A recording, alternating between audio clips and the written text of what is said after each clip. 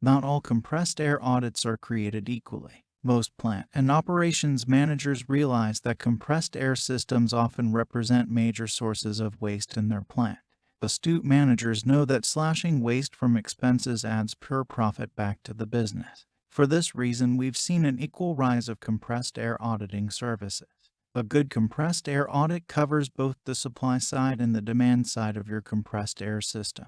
At the end of the audit, you should get a series of short-term and longer-term activities in order to get you a more efficient compressed air system.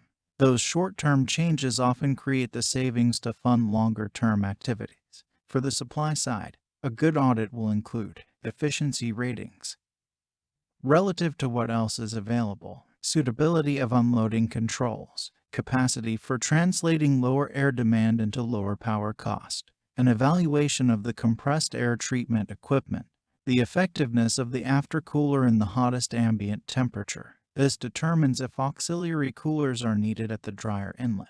A review of the dryer installation setup, suitability of the dryers and filters for your system, correct sizing, efficiency, pressure drop, and the controls, along with modifications that would improve performance and efficiency. Are the auto drains applied correctly, as well as sized properly? Is the sizing and installation correct? The supply side piping between the compressor and the system storage vessel should be evaluated for suitability, efficiency, and pressure drop. Is the air receiver compliant with best practices for storage capacity, control, and storing dry air? On the supply side, we are looking for savings from smarter configuration of the intake and discharge piping, selecting more efficient compressor units, smarter, more suitable unloading controls can reduce demand, lowering the power draw, reducing the power costs up to 50%. In some situations, a variable speed drive might reduce power consumption between 5% and 25%.